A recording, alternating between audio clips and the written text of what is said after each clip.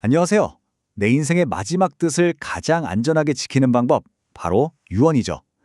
오늘은 유언 중에서 가장 강력하다고 알려진 공정증서 유언에 대해서 그 막강한 힘과 또 그 안에 숨어 있는 분쟁의 함정까지 한번 제대로 파헤쳐 보겠습니다.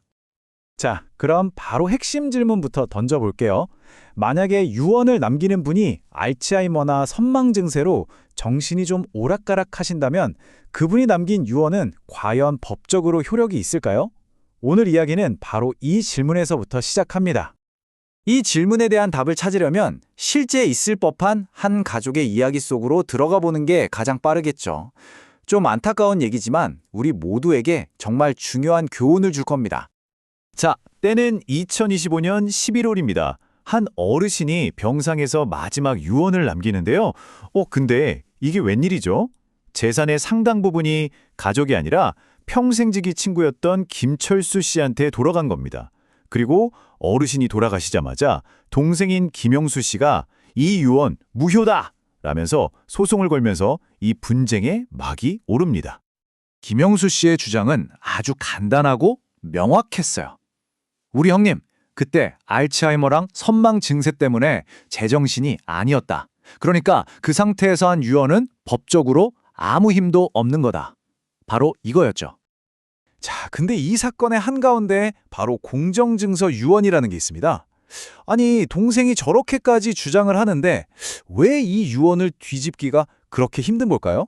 지금부터 이 공정증서 유언이 도대체 뭔지 한번 제대로 뜯어보겠습니다. 민법에 나와 있는 내용인데 복잡하게 생각할 거 없고요. 쉽게 말해서 내가 유언을 말로 하면요. 법률 전문가인 공증인이 그걸 받아 적고 증인 2명이 옆에서 맞아. 저 사람이 저렇게 말했어 하고 지켜보면서 다 같이 도장을 캉 찍는 방식이에요. 아주 엄격하죠. 여기서 진짜 중요한 게 바로 이 3단계 절차라는 거예요. 유언하는 사람의 뜻을 공증인이랑 증인이 계속해서 확인하고 또 확인하잖아요. 이 과정 자체가 이 유언 진짜다라는 걸 보증해주는 아주 강력한 장치가 되는 거죠. 그리고 공정증서 유언의 진짜 최강 장점이 바로 이겁니다.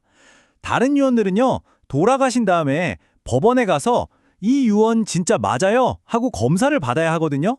시간도 오래 걸리고 복잡해요. 근데 공정증서 유언은 그럴 필요가 전혀 없어요. 그냥 바로 집행이 가능한 겁니다. 속도가 완전 다른 거죠. 자, 다시 우리 사건으로 돌아와 볼까요? 동생 김영수 씨의 주장이 꽤 설득력 있어 보이는데도 왜 법원은 이 유언을 쉽게 무효라고 하지 않는 걸까요? 그 이유 정말 막강합니다. 핵심은 바로 이거예요. 공정증서 유언은 그냥 개인이 쓴 편지 같은 게 아니에요. 나라에서 발행한 주민등록 등본처럼 일종의 공문서로 쳐준다는 겁니다. 이게 무슨 뜻이냐면요. 이 유언이 가짜라고 주장하는 쪽에서 이건 100% 가짜입니다 라는 걸 완벽하게 증명해야 한다는 거예요. 그 책임이 어마어마하게 무거운 거죠. 이 유언이 이렇게 강력한 데는 다 이유가 있습니다. 이런 안전장치들이 겹겹이 있기 때문이죠. 공증인은 법적으로 유언하는 사람의 정신 상태를 꼭 확인해야 하고요.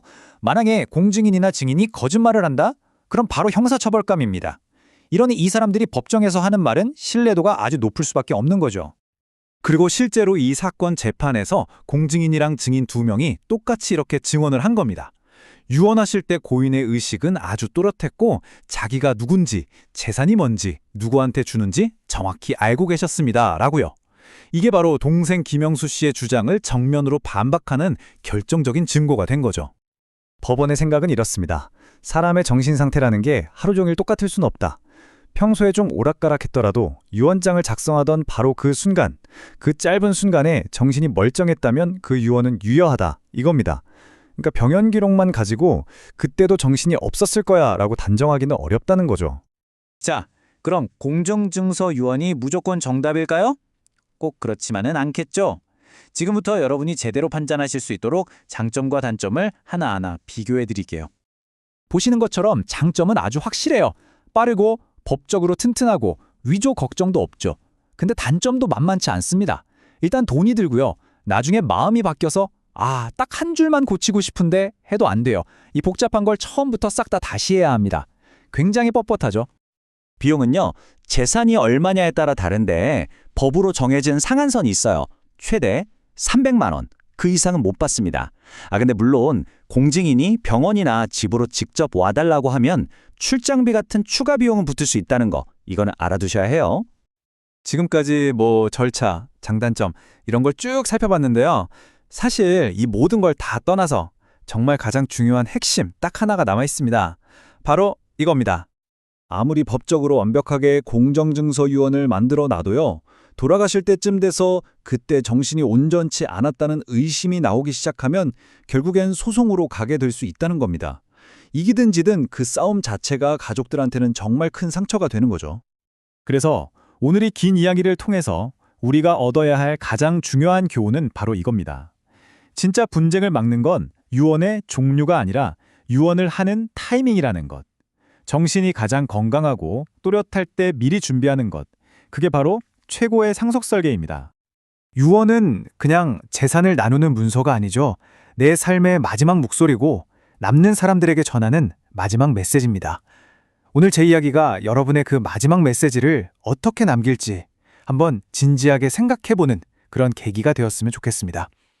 결국 가장 안전한 유언은 복잡한 법적 장치가 아니라 건강할 때 미리 준비하는 그 시간 자체에 있다는 점 꼭 기억해 주세요. 오늘 이야기가 도움이 되셨다면 구독과 좋아요 꼭 좀 부탁드립니다. 더 깊이 있는 내용으로 다시 찾아뵙겠습니다.